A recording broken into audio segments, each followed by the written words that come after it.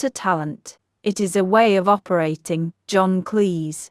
When I have the privilege of talking to my readers, the most common questions they ask me are about self-promotion. How do I get my stuff out there? How do I get noticed? How do I find an audience? How did you do it? I hate talking about self-promotion. Comedian Steve Martin famously dodges these questions with the advice, be so good they can't ignore you. If you just focus on getting really good, Martin says, people will come to you. I happen to agree. You don't really find an audience for your work. They find you, but it's not enough to be good one. In order to be found, you have to be findable. I think there's an easy way of putting your work out there and making it discoverable, while you're focused on getting really good at what you do.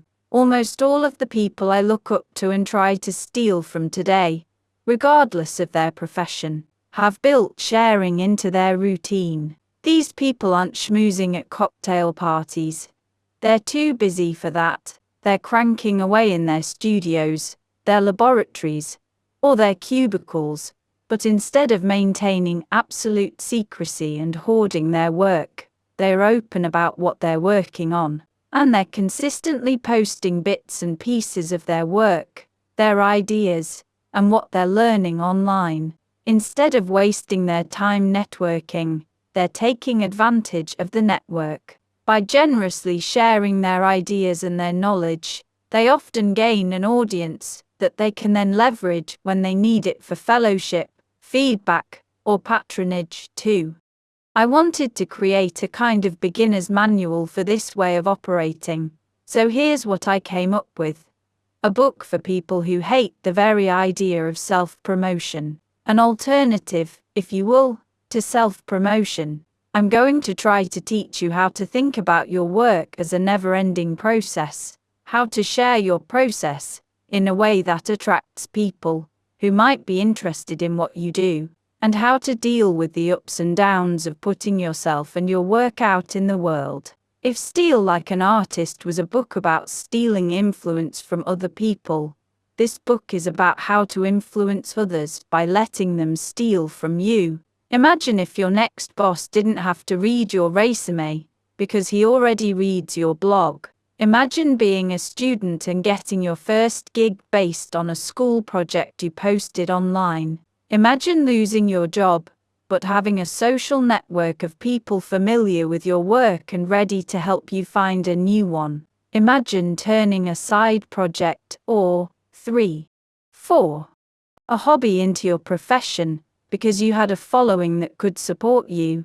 Or imagine something simpler and just as satisfying. Spending the majority of your time, energy, and attention practicing a craft, learning a trade, or running a business, while also allowing for the possibility that your work might attract a group of people who share your interests. All you have to do is show your work. 5, 6, 7, 8. Give what you have to someone. It may be better than you dare to think. Henry Wadsworth Longfellow. There are a lot of destructive myths about creativity, but one of the most dangerous is the lone genius myth. An individual with superhuman talents appears out of nowhere at certain points in history, free of influences or precedent, with a direct connection to God or the muse. When inspiration comes, it strikes like a lightning bolt.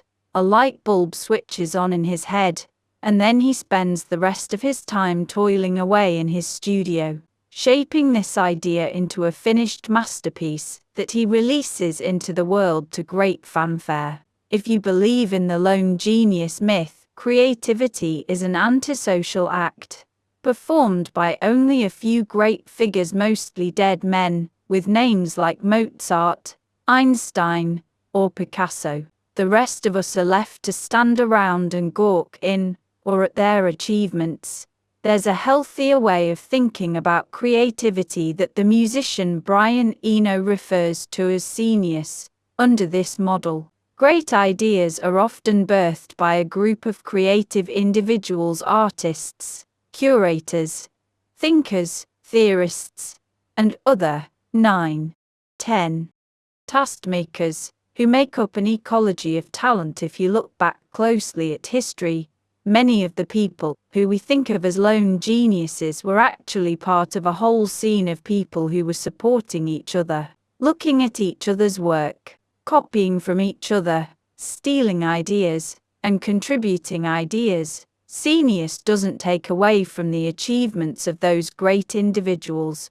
It just acknowledges that good work isn't created in a vacuum, and that creativity is always, in some sense, a collaboration, the result of a mind connected to other minds. What I love about the idea of Scenius is that it makes room in the story of creativity for the rest of us, the people who don't consider ourselves geniuses. Being a valuable part of a Scenius is not necessarily about how smart or talented you are, but about what you have to contribute, the ideas you share, the quality of the connections you make, and the conversations you start. If we forget about genius and think more about how we can nurture and contribute to a Scenius 11, we can adjust our own expectations and the expectations of the worlds we want to accept us. We can stop asking what others can do for us, and start asking what we can do for others.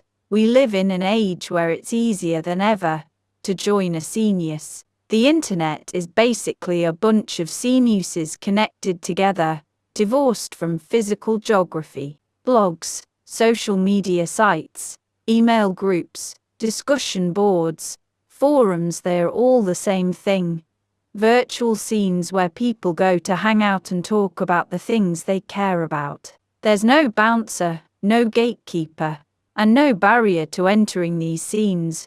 You don't have to be rich, you don't have to be famous, and you don't have to have a fancy resume or a degree from an expensive school. Online, everyone, the artist and the curator, the master and the apprentice, the expert and the amateur has the ability to contribute something. 12, 13, 14, that's all any of us are, amateurs. We don't live long enough to be anything else. Charlie Chaplin.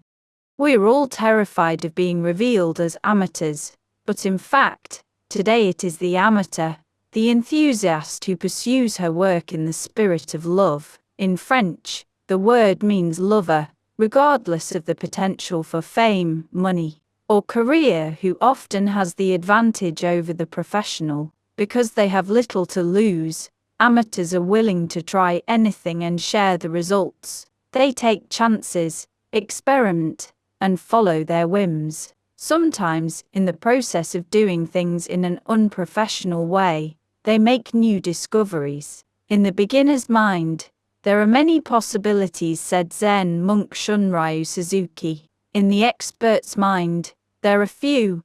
Amateurs are not afraid to make mistakes or look ridiculous in public. They are in love, so they don't hesitate to do work that others think of as silly or just plain stupid. The stupidest possible creative act is still a creative act, writes Clay Shirky in his book Cognitive Surplus. On the spectrum of creative work, the difference between the 15 mediocre and the good is vast. Mediocrity is, however, still on the spectrum.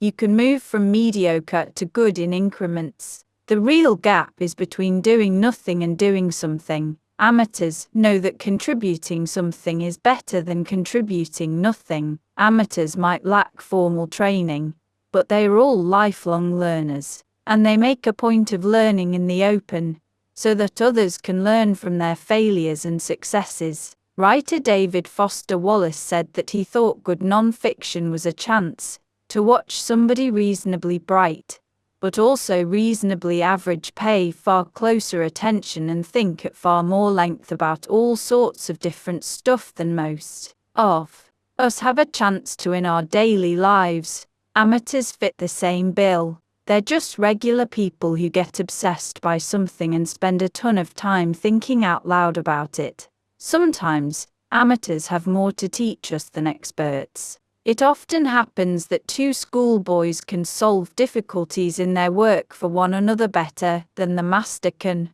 wrote 1617. Author C.S. Lewis. The fellow pupil can help more than the master, because he knows less. The difficulty we want him to explain is one he has recently met. The expert met it so long ago he has forgotten.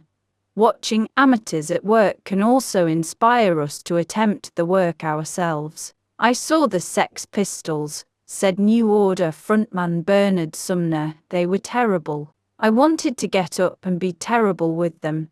Raw enthusiasm is contagious. The world is changing at such a rapid rate that it's turning us all into amateurs. Even for professionals, the best way to flourish is to retain an amateur's spirit and embrace uncertainty and the unknown. When Radiohead frontman Tom York was asked what he thought his greatest strength was, he answered, "That I don't know what I'm doing." Like one of his heroes, Tom Waits. Whenever York feels like his songwriting is getting too comfortable or stale, he'll pick up an instrument he doesn't know how to play and try to write with it. This is yet another trait of 18. Amateurs. They'll use whatever tools they can get their hands on to try to get their ideas into the world. "I'm an artist, man," said John Lennon. "Give me a tuba, and I'll get you something out of it." The best way to get started on the path to sharing your work is to think about what you want to learn, and make a commitment to learning it in front of others. Find a Scenius, pay attention to what others are sharing, and then start taking note of what they're not sharing. Be on the lookout for voids that you can fill with your own efforts, no matter how bad they are at first. Don't worry, for now, about how you'll make money, or a career off it. Forget about being an expert, or a professional, and wear your amateurism, your heart, your love, on your sleeve. Share what you love, and the people who love the same things will find you. 19. 20.